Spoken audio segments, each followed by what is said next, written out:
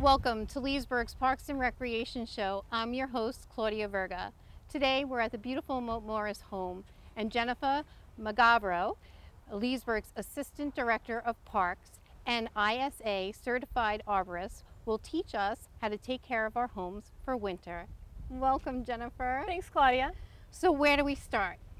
Well, first we want to go with where the water is. I know we don't get a lot of frost here in Florida, but we do periodically, and because we don't get a lot of frost here in Central Florida, it's important to keep in mind that pipes will rupture in the event we have a frost. You know, most homeowners, the homes we have here, your actual plumbing is indoors or in walls or in your garage, so that's not as much of a concern, but we tend to forget about our irrigation. A lot of your irrigation is exposed, so it's just something to keep in mind. Also your backflow preventers. That's that funny little pipe down where you're at the end of your yard towards the street where the city meters your water usage. That will freeze as well, and believe it or not, that's actually on you to repair it. The way to fix both of those is the same. At the big box stores, they have those really nice padded covers that fit nicely around the pipes. It's got adhesive on both sides. You want to do all your exposed pipes with that. Now, keep in mind with your irrigation, your water is activated by your valve. So you only have to protect your pipes to that point. Usually your valve is underground in a valve box.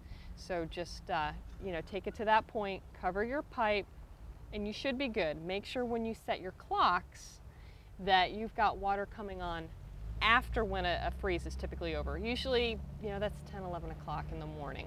You know, the few times we have an actual freeze where when the water hits your valve, it's good to go through the rest of your pipes. So it actually gives it time to thaw out. Yes. If you set it at that time. So it's okay to run it during those months. You can run it during those months. Granted, you won't need to run it as often, but yeah, it's okay to run it. It's just the problem is water in pipes expands, and that's when it'll break your pipe and cause it to rupture. If you have your pipe covered, you know, where the water is setting before the valve, that's actually kept warm enough where it won't freeze. And then, like I said, you know, it won't be causing any freezing in your actual pipes after a certain time in the morning. Now, how much does one of those covers cost about? Oh, they're cheap. They're probably 50 cents for a 10-foot one. And how much would it cost if you had to repair a broken pipe? Oh yeah, that's pretty pricey. And you can add your labor into that because you got to shut down your water, cut all the pipe out, replace it, deal with all the couplings, the glue, let the glue set. I mean, it's at least a half-day project just with letting your glue set, because you can't turn your water pressure back on until that glue is completely dry. Otherwise, you haven't fixed the problem. Exactly. It'll just come right apart. And if you're handy enough to do that yourself, some people have to hire out help for that. Yeah, so you don't want to hire a plumber because I guarantee they get quite a few people after freezes that haven't done that. They can charge whatever they want because you need the plumber. Right. So we want to turn off our irrigation, which means that we are running it, so that means that we have plants that can withstand the frost? Yes, yeah, plants need water even when it is cold out. You don't want to shut it down entirely. Once a week is usually fine. And this is a good time of year too to do installation on new plants because the foliage will be in a dormancy, but that'll concentrate all the energy into the roots. So don't be afraid to plant during that time, but just keep in mind you need to run your irrigation. Okay, that's interesting that it would be a good time to plant. I wouldn't have thought of that. I know a lot of people that, well, isn't it summer is the best time? No, it's very hot. It's easier to get plants acclimated during the winter.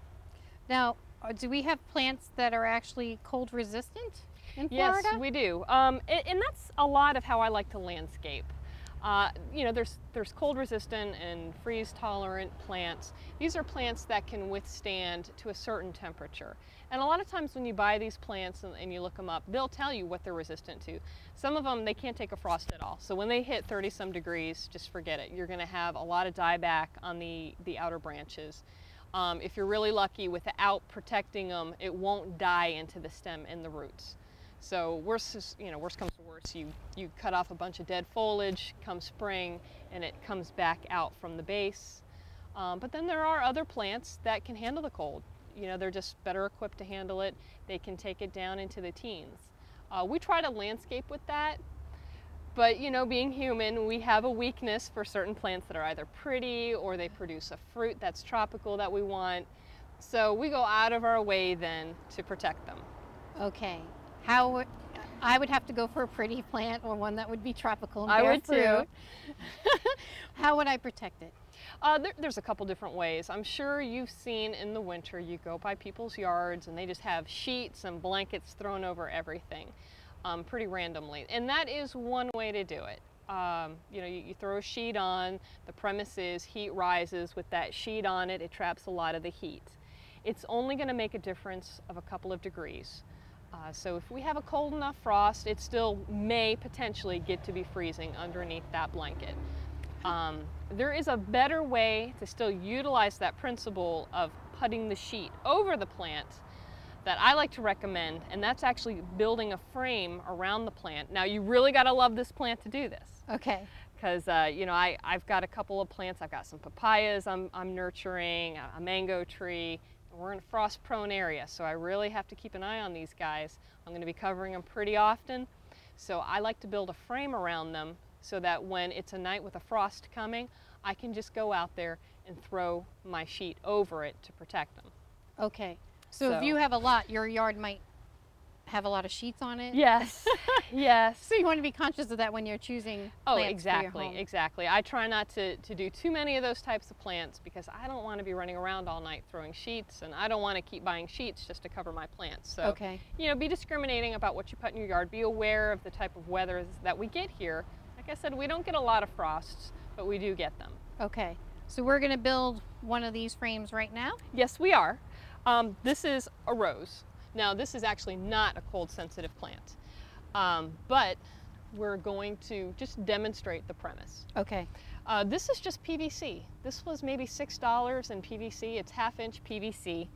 You've got the pipe, and you've got the fitting, just so you can link them together. As you see, I've got the 3 sides up. I'll put in this 4th side. Really easy to drive into the ground. And you got your PVC cutters. You're going to cut it on an angle so that it goes into the ground easier, you know, like the idea behind a stake. Okay. It has a pointed edge. See, a nice pointed edge. Okay. Stick them in the ground. I want to make sure we line them up with this one.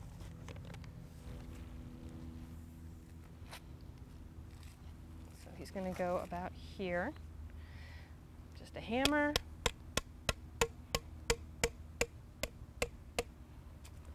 Take our fitting, and you don't have to glue it. It's not holding water. Okay. And you would keep this up the whole time during the threat of a frost for the winter? With my mango, I actually put it up around mid-November. And what I do to hide it a little better, because I don't want people driving by my yard seeing all this white pipe, is I spray paint it black. Okay. And it just fades into the background. You don't really see it. And once you've got your frame up, you just take your sheet, and it's just so much easier to put it over it. Oh. So, and this actually is a bigger benefit to the plant. When you drape your sheet directly onto the plant, plants breathe through their leaves, and when they breathe out carbon dioxide and moisture. So you put that sheet on it, that moisture coming from the leaves underneath gets right up on that sheet, and then the air condensation on top of the sheet, it freezes. So you're putting that potential for moisture and frost on the outer sides of your plant where the sheet is touching. This way you've created a little room for the plant to warm up and not have that sheet touching the leaves. It's just an extra layer of protection to keep you from frosting out your leaves. If you're like me, I don't want frosted leaves, because then you got to trim them back because they get yellow and brown and all that. So it's more work. It's a little more work. Okay. Another great thing that I like to implement if it's really going to be cold, like I said, this is only going to change a few degrees of difference, is a light. This light, you notice it's got the big brace on it. Okay. To keep it from touching the light bulb directly to the sheet. You would just put this under the sheet, and it will warm this up probably another good 5 to 10 degrees more. Just a regular light? Yep, just a regular light. This is called a brood lamp because it's got the shield, and that's going to concentrate all the heat out into the area, and it'll keep this area nice and toasty. Wow. Yes. Now, for a palm tree, would you go to this extent for a palm tree? I would, except I wouldn't do the frame. Palm trees are different than these types of plants. The growing point is in the bud. You know, where the fronds come out, that's the bud. That's the growing point that you need to keep warm. You're not keeping the base of it warm, keeping that top section. I would put a 2x4 up approximately to that height. And you notice it's got a handy little clamp on the back. Okay. Clamp that to where it's facing that growing bud, and it'll keep that area. That's the only area you need to keep warm. Who would think? I know. I would have placed it around the bottom. Yeah, that's, you know, that woody trunk that it has, it's all the protection it needs. It's that growing bud. You may lose all your leaves to frost, but as long as you keep that growing point warm, that's where all the new fronds are all nestled up in there. There's just a ton of little baby fronds all undeveloped in that growing bud. So you just want to keep that protected, and it's way too much hassle to try and cover that with a sheet. Wow. So this is a much easier approach. Great tips. What else do we do in the winter? It's also a great time to prune the trees around your house. Jennifer, why is this a good time of year to prune? Well, a lot of the trees, even these oaks, are in a dormancy. You know, the deciduous trees, they were dropping all their leaves. You know, that kind of signifies the canopy of them's gone into a full dormancy. They're putting a lot of their effort at that point into root growth. With an oak, keeps a lot of his leaves. He's an evergreen tree, but he still goes into a semi-dormancy. He's not putting out any new growth. He's not going to any great lengths to put out growth into his limbs or leaves. He's concentrating as well on his root growth. So that's a great time to go ahead and trim the limbs. It's less stress to the tree because he's not trying to put growth out. He'll compartmentalize the energy he would have put into whatever branches we take out. Okay. I see you've brought some tools with you today. I did. First and foremost, you always want to have your safety equipment. Whenever you're doing any type of tree work, I don't care how minor, even if it's with a pair of hand pruners, put on your eye protection. It's just not worth risking it. Otherwise, even if it's just a pair of sunglasses, you always want to protect your eyes. And gloves. On more than one occasion, I have nicked myself with a tree saw. You think I would have learned the first time. So always put on a sturdy pair of gloves, but one that still gives you a lot of mobility because you do have to grip the saw. Okay. So, but after that, then we get to the fun tools. You get a nice sharp tree saw. I like the folding ones because they're just easier to store. And I also like using a pair of heavy-duty bypass pruners. It just makes a cleaner cut. If I do have to saw a branch, I like to take some of the weight off with the bypass pruner first. And for smaller branches, most of the time you can just use this instead of having to get the saw out. Okay. Now this is something everybody can do at home themselves? Yes. If you're not comfortable, don't do it. Of course, hire a professional. But you know, a lot of the trees, even this size, you can do a lot of corrective pruning yourself.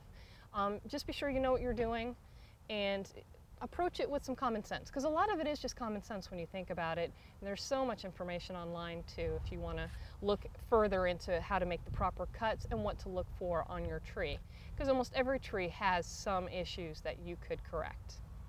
Where do we start? With this tree, this is a relatively young live oak.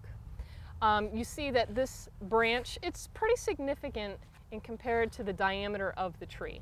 So, but you know, when you approach a tree that's full grown, you don't want a branch that's basically at chin height. You want a canopy that's over your head.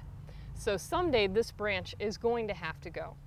But right now, if we were to cut him, that would be a pretty significant wound compared to the overall diameter of the tree. I mean, that's almost half his diameter is that wound. Okay. So what we want to do is make this tree realize we don't want this branch in the future.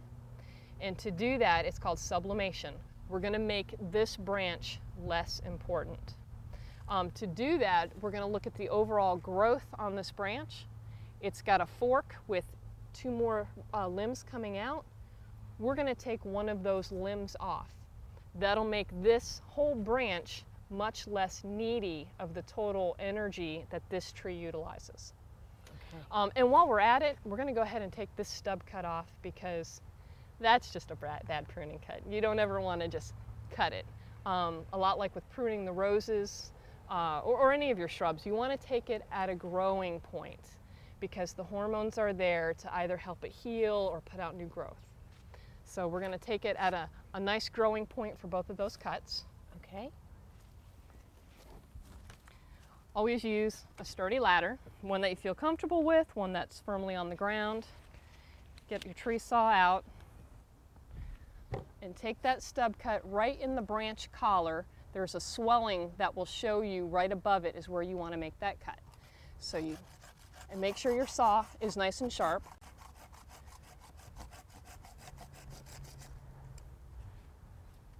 So now we've got a nice clean cut. We don't want to seal that. A lot of people used to seal tree wounds. We want to leave that open.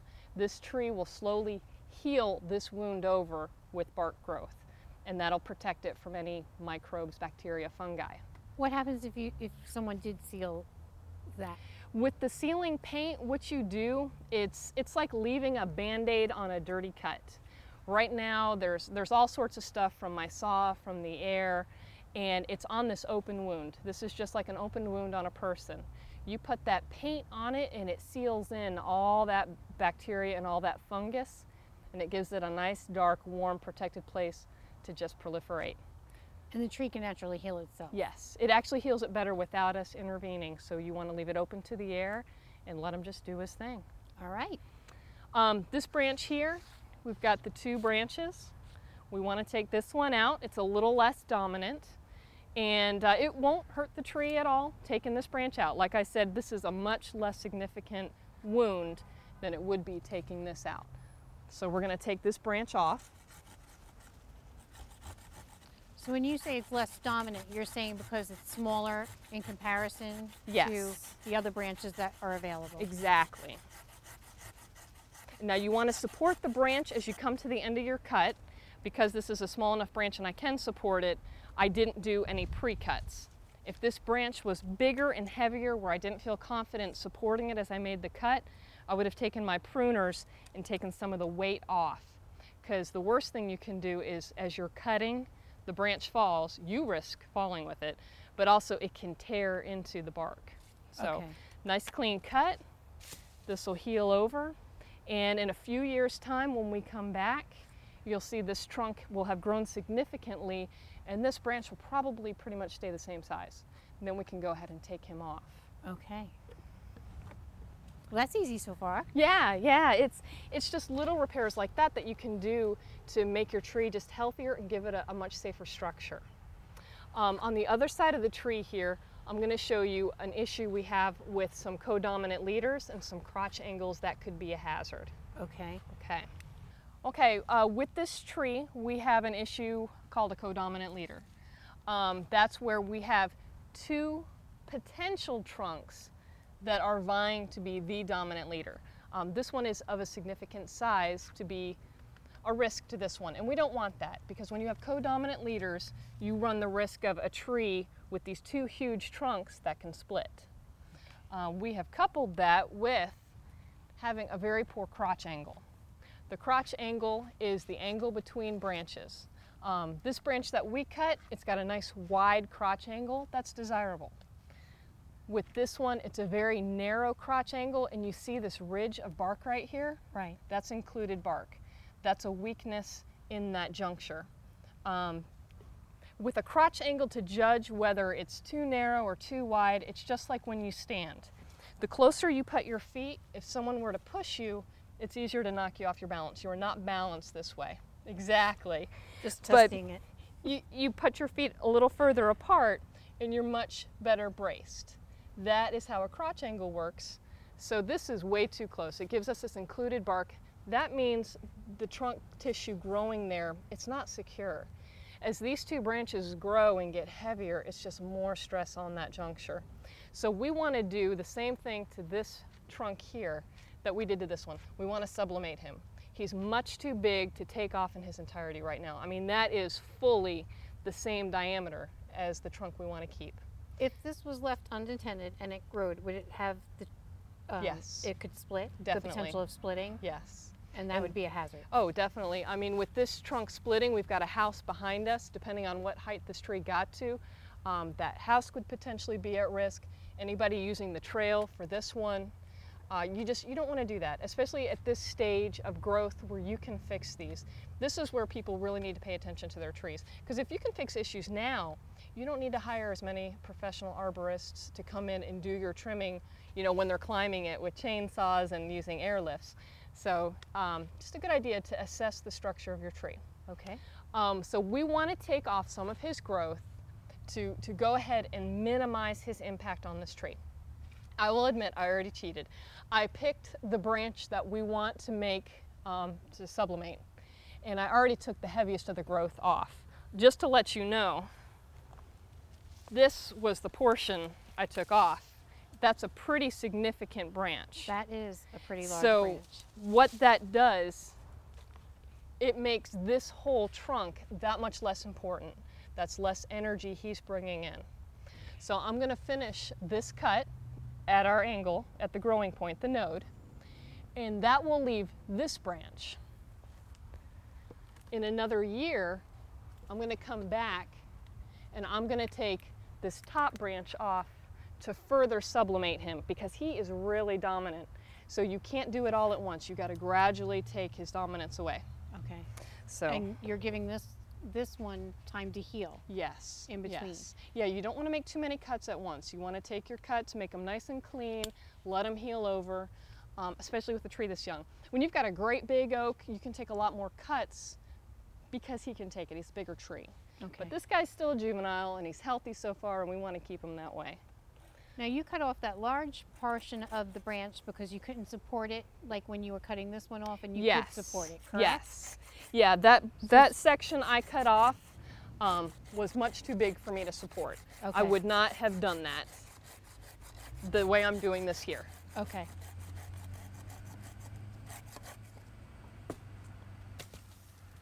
See, and we have again a nice clean cut right at the branch union, right above where the bump is in the branch union. That'll heal right over.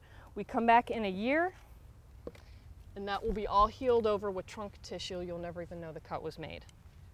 That is amazing. Isn't that great? It is.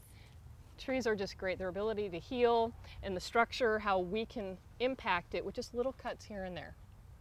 And if you couldn't do this yourself, and you wanted to hire somebody out, is there tips that you would give homeowners? A great place to start, I'm an ISA certified arborist, so I like to advocate using ISA certified arborists.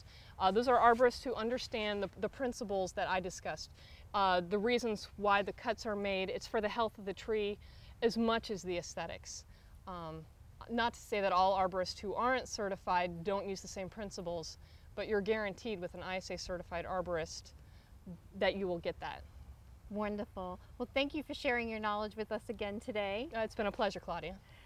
And we will see you next time on Leesburg's Parks and Recreation Show.